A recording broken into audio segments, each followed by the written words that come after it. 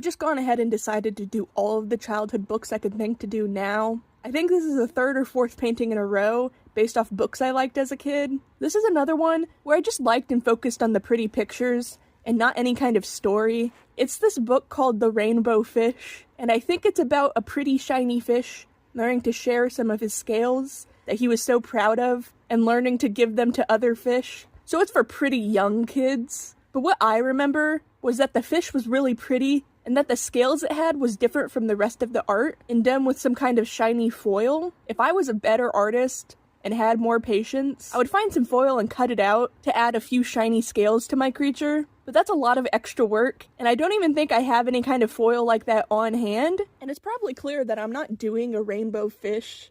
I'm instead doing a rainbow sea serpent chasing a non-rainbow fish. I think it looks cool and is more interesting and fitting for me than any kind of actual fish design I could do. But I look at it, and it reminds me of my sister, who would always say I make my creatures too scary. Like here I'm given an opportunity to do a pretty cute fish, inspired off of a pretty cute book, and I do some kind of sea monster instead, with sharp teeth and sharp claws. It was hard to get claws into something with just fins, but I think I ended up making it work. By giving little clawed barbs on the ends of each fin spike, I ended up getting really into the creature design of this one. I like the idea that its rainbow patterns break up its outline in the water, and those bright, colorful scales, which seem counterintuitive to hiding, could actually still work underwater, because the deeper you go down, the less light reaches the water, so colors turn into just different shades of blue. And the first to go is usually red. There's a fancy scientific reason for that, about its wavelengths being longer, and therefore it's the first to become shrouded by water molecules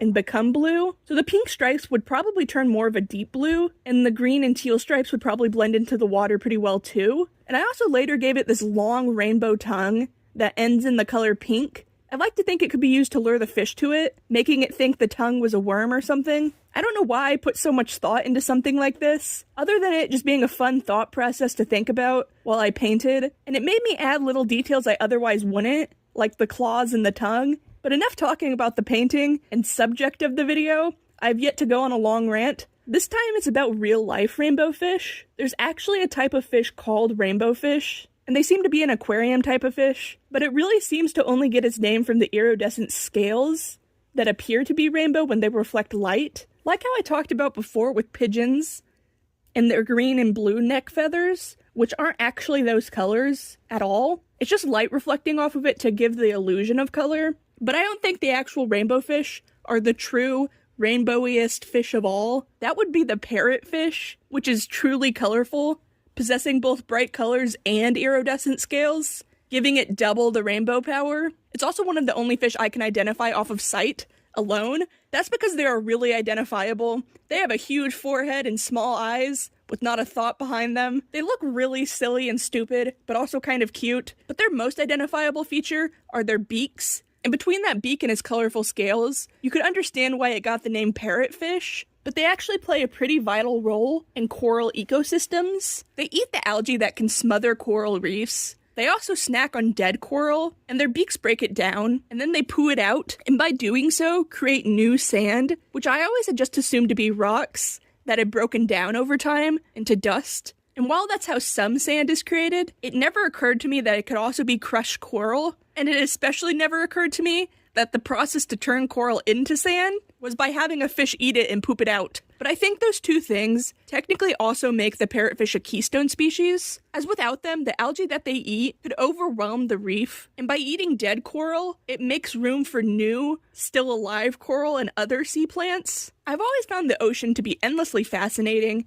and terrifying, but I live in Indiana. The actual terrors of the ocean are very far away, so I could kind of just focus on all the cool parts of the ocean without any fear of actually running into any of that nonsense. Although that's not saying Indiana is completely removed from the ocean. I've mentioned crinoid fossils before, which are a type of sea lily, which is closely related to the feather sea star, but the area which I live has a ton of these fossils, as well as fossils of clams and corals. That's because back when most of the world was underwater, these creatures had died and accumulated on the bottom of the ocean floor and became fossils. And eventually, as the landscape and rivers developed, some of those fossils would get exposed again, and I have quite a few examples of those that I just picked up while exploring the creeks close to where I live, And in one instance, I found one just in my own backyard when we lived in the country. Although it could have been moved there at some point as like a landscape rock, most people don't flip over rocks and examine them for little bumps or fossils like I would.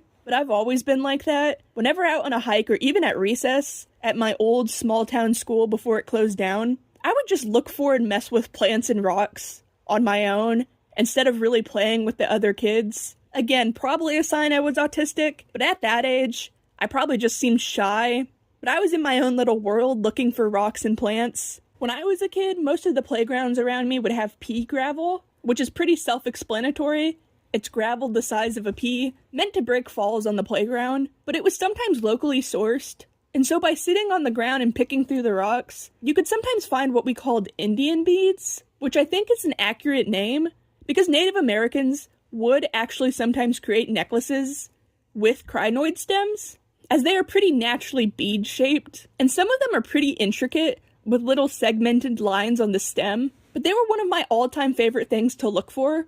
I used to have a little box of them, but the first time we moved from that small town house to the country was before anyone realized I was autistic, and therefore had a pretty strong emotional attachment to certain items that seemed like garbage or irrelevant to any other person.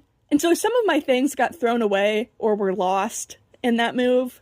I remember my mom saying she was surprised when I wanted to hold on to a bunch of random pieces of paper, but to me there was probably drawings or notes or something that I found meaningful, and as a result, I go through these old photos and I'm reminded of these childhood toys I was attached to, enough to drag around everywhere and pose with, and I remember being overly fond of certain ones I just don't have anymore. For example, one year for my birthday, I was given a white and black cat Beanie Boo, which are like normal Beanie Babies, but with big old eyes. I always loved the black cat most. It had orange ears and eyes, and since my birthday was in October, I always associated it as my Halloween cat, but he was one of the many plush animals I had to go missing. I still have his other half in the white and pink cat, but she's forever missing her brother. I would probably suspect my father to be the one to give them away or toss them. He was definitely less sentimental than me over items, and was concerned I was turning into a hoarder, since my grandma and sister also tend to hold on to items. He still insists to this day that he doesn't remember getting rid of them, and I actually believe him. I don't think he would have remembered, but I also still think he did it. But to him, I had a ton of stuffed animals already, and so he probably didn't think twice about bagging a few up to get rid of, just to make space while moving. The same way my mother wouldn't think twice about throwing away a piece of paper. I don't blame them at all, but I still wish I had those pieces of my life, because a few of them were mementos of certain events, like the aforementioned black birthday cat, but also the stuffed turkey I got from Bass Pro Shops. It was the first time I ever went to one,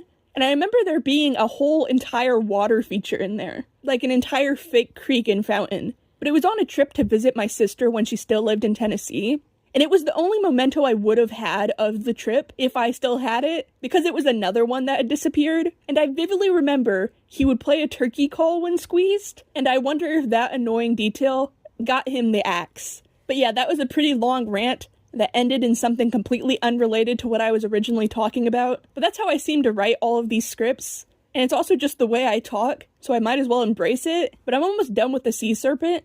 I actually really like it. It's probably one of my favorites. I love pastel colors, and this one almost has an Easter vibe with all of its pastel scales, which is fitting because Easter was just a week or two ago. But yeah, I'm virtually done with what I set out to do originally, but as I said before, I think I can cram a few more onto my walls. My whole goal is to turn my room into a little personal art exhibit. That way I always have something to look at in my many hours I rot away in my room, although I am getting better at not being in here so often. But when I am, it's nice to be surrounded by the things I like and the art I've made. But yeah, probably one more done, and I set out my original goal with these videos.